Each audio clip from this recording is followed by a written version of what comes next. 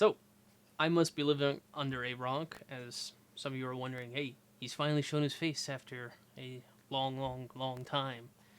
Now, besides all that, the topic here I'm going to talk about is this $600 budget build that Nvidia has apparently issued. I don't know if it's a real budget, a YouTube thing, but a friend told me, give it a go. Might be a good thing to talk about. Now, this build has to include an Nvidia 950, so I was like, okay, this should be interesting. Now, to start everything off, before I even go into the build, it's going to be ITX. I like to show you can build a small build at an affordable and reasonable price. So, with that in mind, I chose an i3 4130. Now, you're wondering, why not an i5 or an AMD? For about $100, you have an excellent processor, and the single core performance compared to the G3250, which is in my home server, or an i5, they're all about identical. I say about identical. Now, the multi-core applications, it's going to show its weaknesses and other things, but in the case of a what looks like to be budget gaming build, an i3 is more than plenty. More than plenty. And especially since the 4130 is hyper-threaded, so you're good to go on that front.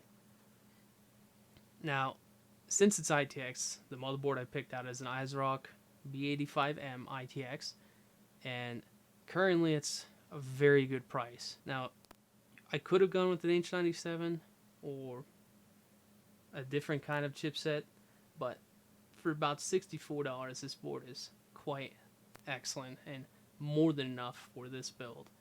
And along with that, since it only has 2 slots of RAM, now the memory I picked out was this PNY Anarchy 8GB kit. It's a 2x4 kit. It's DDR3, 1600 MHz, 1.5 volt. Now, I picked that out because, honestly, for this kind of build, you don't need much more than 8 gigs. That's more than fine for this. Next up, you're wondering, well, I'm wondering myself why there's some builds that picked out a hard drive, magnetic storage, traditional media, instead of, say, an SSD. They're so affordable now and so saturated that it doesn't make sense not to put an SSD even in a budget build. And now for this one, I picked a Patriot Blast 120 gig. It's relatively fast. It's affordable right now. It's about $49.50 depending where you buy it. And it's ridiculous not to put an SSD in 2015, almost 2016. Now, you're thinking to yourself, well, Max, that's not enough for my things, whatever the hell I want to put on this drive, because I might be only to be able to fit, say, GTA 5. It's got a huge install, or Witcher 3, which is I think weighs in about 30 gigs installed, with all the DLCs and the upcoming expansions. Well, on that front, I chose a 1TB Toshiba drive. I have the current 2TB drives, and they're plenty fast, and they're really affordable, especially the 1TB model being $50. This is an ideal situation here. Now for the case, I picked out a Fractal Design Core 500 ITX case. Now it's similar to the Node 504 in the internal structure, but this one has a 5.25 bay. But we're not even going to add a DVD drive because, well, honestly, physical media is slowly going on its way out. Now, this case has plenty of airflow. Everything breathes happily in this case. And honestly, in my personal experience, I don't like to skimp on cases. Sure, some cheap cases do have great layouts or things fit nicely in them, but a cheap case sometimes skimps, say, on panel quality or the construction quality where it's flimsy and after a year or two it starts falling apart or you dent it, so on and so forth. Now, since this is a 950 build and pretty much all the 950s are going to run pretty much on par with each other, I just picked out the Asus Strix. It's the cheapest card available right now, and there's not much else to say. It's a great choice for a great budget build.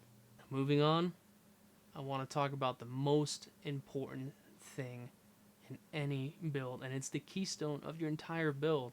And this is no place to skimp and go, well, I'm just going to go to the cheapest. Now, sometimes you can get a really high-end brand at a stupid value because there's rebates, promotional discounts on it, whatever. Now, honestly, like I said, don't skimp out on your power supply. This one's going to be a little bit overkill, but right now, at the time of this video, you can get this power supply for about $25 after promotion discount and a mail-in rebate. It's a Corsair builder 500 watt, which I know it's overkill for this build, as about the total wattage usage is going to be 220 to 250, so a 300 or 350 would be more appropriate. But in 2015, there's less and less 300 watt build. There's less and less 300 watt power supplies that I would personally pick out for build. Now, if I'm not mistaken, the Corsair is a channel well or an FSP power supply internally. So you're safe on that, and it has a good warranty, so you're safe there as well. I'm not going to point names, but I've seen some builds for $600 in this challenge pick out a Logisys or a Diabolitech, and I'm thinking to myself, why would you do that? There's no reason to skimp on this thing in a build. It's just going to end up either lighting on fire, toasting everything, or not working at all out of the box. So there's that. Don't skimp on your power supply, ever. Now, I want to make mention, since this is a low wattage build at 220 watts, I do know that since the power supply has a lot more wattage, you'll be pulling less load from it, and it's going to run a little bit cooler. I mean, not by much, but everything will be running a lot happier. And that's a good thing in any build, any price range. Now, next thing you're going to ask me and wonder why I added this to the list, which you can see the PC part picker link down in the description, is I added Evo 212. And you're thinking, well, that's going to make it go over budget anyways, even without the rebates. Well, honestly, I would put a good cooler to replace the stock Intel, which is fine, but peace of mind. You put a better cooler in there, things are going to run happier. End of story. As you notice, the build does go to 627, but hold your horses there. Look at the price after all the rebates and the promotions. It's about 566. Now, even if you don't do the mail-in rebates, which is a stupid idea, just send it out. It might take a month or a month and a half to get your rebate. Sometimes, too, it's happened to me. But when you get that money back and you've forgotten about it, it's like a free meal. It's good stuff. So, yeah, so as you can see, that's my $600 build. And I hope this helps some of you out there with some ideas so you can see what these tech guys are talking about, $600 builds here and there. And, well, if somebody builds this build, awesome. If I had the $600 right now, I would build it and probably give it to somebody. I mean, but it's taken me this long to get up and running again, so here I am. Thank you guys.